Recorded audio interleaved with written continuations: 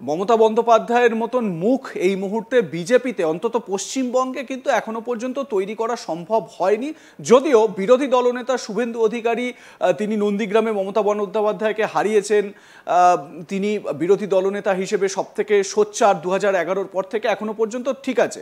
কিন্তু এটাও একটা বিষয়, মানে আমরা তৃণমূল সরকারের যে বিভিন্ন রকম দুর্নীতির অভিযোগ বারবার সামনে এসেছে, সারদা নারদা থেকে বিভিন্ন স্ক্যাম, গরু পাচার, কয়লা পাচার ইত্যাদি, এবং এখানেও আমরা দেখতে পাচ্ছি এই ভোটার স্ক্যাম এটাও কিন্তু একটা দুর্নীতির জায়গায় পৌঁছেছে। কারণ আমরা কিছু গ্রাউন্ড রিয়ালিটি আমাদের দর্শকদের দেখানোর চেষ্টা করব। কর্নেল চৌধুরী, আপনি জানেন আজ তাক বাংলা হাকিমপুর চেকপোস্টে পৌঁছে গিয়েছিল।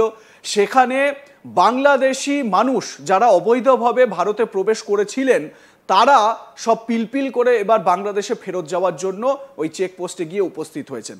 তাদের সঙ্গে কথা বলতে গিয়ে বিস্ফোরক সব বিষয় জানতে পারা গেল।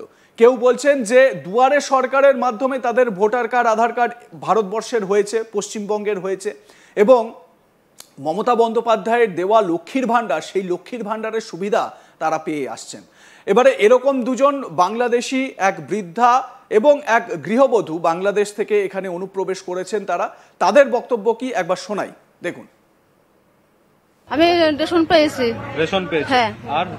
আর লক্ষ্মী ভান্ডার পেয়েছি। লক্ষ্মীর ভান্ডার পেয়েছি কত বছর ধরে? এই 2 বছর পাচ্ছি। 2 বছর এখনো পাচ্ছেন? না, এখন আর দেখছে। তো সেই টাকা কিভাবে ঢুকতো? আপনার ব্যাংক অ্যাকাউন্টে আসতো? হ্যাঁ, আমার হাজবেন্ডের ব্যাংকে আসতো। হাজবেন্ডের ব্যাংকে আসতো? এগুলো বানাইছি, এগুলো সরকার থেকে দিয়েছে, তাই আমরা পাইছি। সরকার থেকে না দিলে তো আমরা পাতাম না, ও তো সরকারি জিনিস। অঞ্চলে কোনো নেতার সঙ্গে যোগাযোগ করে কি এগুলো পেয়েছেন? আমরা যোগাযোগ কারোর সাথে করিনি, সরকার থেকে পাইছি। মানে ফর্ম দিয়েছে, ওই এই বাচ্চারা যে স্কুলে পড়ে সেই স্কুলে ফর্ম দিয়েছে, ভোটার ফর্ম দিলি আমরা ওই ফর্ম আইনি ফিল আপ করি সরকারের ঘরে। মানে এটা কি ওই দুয়ারে সরকার? হ্যাঁ হ্যাঁ হ্যাঁ হ্যাঁ, দুয়ারে সরকার দিছি। আমরা ফর্ম ফিল আপ করে জমা দিছি, দেওয়ার পরে ওরা সরকারের ঘরে পাঠালি ওই ভোটার কার্ড, আধার কার্ড ও সব আইছে, আসলে আমাদের সংবাদ দেশে আমরা নিয়ে আসছি। কর্নেল চৌধুরী, এটা দুজনের বক্তব্য আমরা শোনালাম। এখানে প্রচুর এরকম বাংলাদেশি যারা অবৈধভাবে ভারতে ঢুকেছিলেন তারা এখন বেরোনোর জন্য তোড়জোড় করছেন, কারণ এসআইআর এর কাজ শুরু হয়ে গিয়েছে, এবং এসআইআর এর কাজ তাদের কাছে যেহেতু কোনো ডকুমেন্ট 2002-এর এসআইআর লিস্টে তাদের কারোর নাম নেই বা তাদের পূর্বপুরুষদের নাম নেই, কোনো ডকুমেন্ট তাদের কাছে নেই, তারা আটকে যাবেন, সেই ভয়ে তারা পালাচ্ছেন। এবারে আমরা যদি একটা নর্মাল ডেটাও দেখি, মানে 7,66,00,000 ভোটার, 2002-এ লাস্ট এসআইআর হয়েছে, তারপর 23 বছর পর এই এসআইআর এর কাজ শুরু হলো। খুব স্বাভাবিকভাবে এই 23 বছরে বিপুল সংখ্যক মানুষের মৃত্যু হয়েছে। তাদের নাম হয়তো সবাই অনলাইনে গিয়ে সেই নাম কাটাননি, সবাই যে প্রসেস হয়তো করেননি, বেশিরভাগ মানুষই সেটা হয়তো করেননি। সুতরাং যত মানুষের মৃত্যু এত বছরে হয়েছে, মানে আমরা যদি একটা তুল্যমূল্য হিসাব করি তাহলে তো সেই সংখ্যাটাই, মানে মৃত মানুষের সংখ্যাটাই প্রায় 40 লাখ 50 লাখের কাছাকাছি হয়ে যাবে। স্বপন, একদম আমি আপনার এই কথায় পরে আসি। প্রথম যেটা দিয়ে আপনি শুরু করলেন যে তৃণমূল এবং দুর্নীতি সমর্থক, আমি সেইখান থেকে শুরু করছি যে আমরা 2014-র পর থেকে, তখন 2014-র পর সারদা শুরু হয়েছিল, 2013-এ সারদা, 2014 যখন প্রথম বিজেপি এলো, সেই সময় সারদা একটা প্রধান মুখ্য ভূমিকায় আমরা যেটা দেখেছিলাম।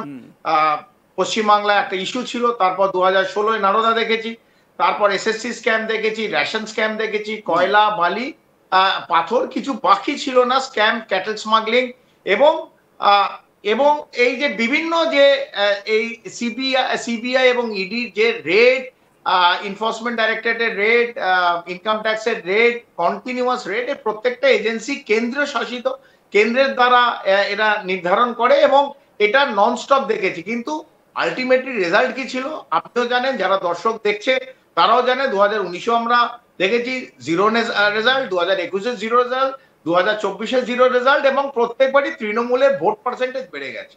এগুলো সবাইকে আমি মাথার পেছনে রাখতে বলছি। আমি একটা জায়গায় পৌঁছেছি যেটা স্বপন খুব সঠিকভাবে বললেন, যে করাপশন, তাহলে corruption is not an issue. Corruption নিয়ে অনেক কথা হয়েছে, এই প্রধানমন্ত্রী, এই স্বরাষ্ট্রমন্ত্রী অনেক বলেছে অনেককে ধরা হবে, বিশেষ করে শাসক দলের বড় বড় নেতাদের নাম নেওয়া হয়েছিল, কিন্তু কিছু জন জেলে ঢুকেছিল, 2-3 জন, আবার তারা আজকের দিনে সবাই আমি আপনি যেরকম বসে আছে ওরাও এই শীতের আমেজে সূর্যের তাপ বারান্দায় একদম। বসে অথবা উঠোনে বসে দিচ্ছে। দুই, তার মানে করাপশন কোনো কাজ করেনি এবং বিজেপি কেন্দ্র শাসিত যারা ছিল, যারা করেছে, এটা পুরোটাই ভারত মানে পশ্চিমবাংলাবাসীকে বারবার বাঘ আসছে বলেছে, কিন্তু বাঘ সত্যি করে আসেনি। মানে তো তৃণমূলের পুরোটাই ক্ষেত্রে ব্যাপারটা আমাদের হয়ে গেছে একটা যত করাপশন তত বেশি ভোট। কত বেশি ভোট, 3% করে বেড়েছে। এবার নাম্বার টু হচ্ছে এই যে হাকিমপুরে গেছিল এবং বিভিন্ন জায়গায়, যেটা সত্যি, এটা তো ক্যামেরায় উঠেছে, এটা কোনো মিথ্যে না, হাজার হাজার বাংলাদেশিরা তারা 0 পয়েন্টে বসে আছে। সেটা বসিরহাটের বিভিন্ন জায়গায় হোক, স্বরূপনগরে হোক, আমরা কৃষ্ণনগরে জানি অলরেডি ক্রস করছে ওইখান দিয়ে, মালদা, মুর্শিদাবাদ, দিনাজপুর, প্রত্যেকটা জায়গা দিয়ে এই যখন এই এসআইআর যে কার্বলিক অ্যাসিড যেটা গর্তে ঢালা হয়েছে, পিল করে এরা বেরিয়ে এসছে।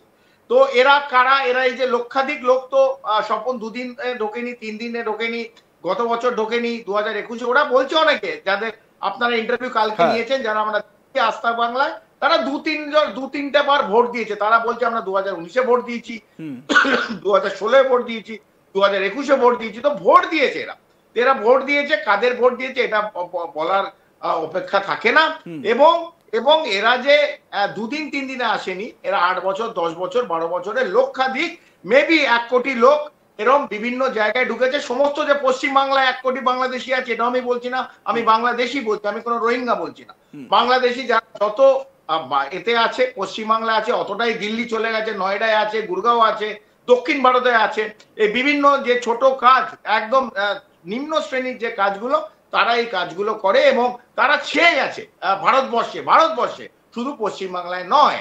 তো পশ্চিমবাংলায় যখন এসআইআর হচ্ছে, ঠিকভাবেই আমরা দেখছি যেটা হওয়া উচিত, অনুপ্রবেশ, অবৈধভাবে যারা অনুপ্রবেশ করেছে, বিশেষ করে বাংলাদেশে যারা সংখ্যা গুরু, তারা কিন্তু মানে হু করে বেরোচ্ছে এবং বাংলাদেশে যারা সংখ্যালঘু মানে হিন্দু, তাদেরও আমরা যেটা জানতে পারছি, বহু লক্ষাধিক লোকের কিন্তু মতুয়া যারা হয়, তাদের কিন্তু এই ইলেকট্রাল রোলে নাম নেই।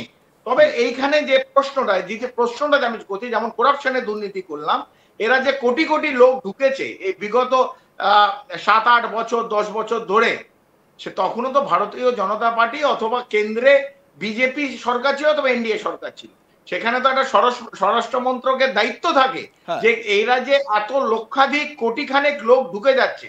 এখন যদি বলে 540 কিলোমিটার বেড়া ছিল না, কাটা তার ছিল না, তাই 540 কিলোমিটার দিয়ে 1 কোটি লোক ঢুকে যাচ্ছে, আর তুমি জানো আর তুমি আটকাওনি, এটাও প্রশ্ন যেমন চিহ্ন তোলে।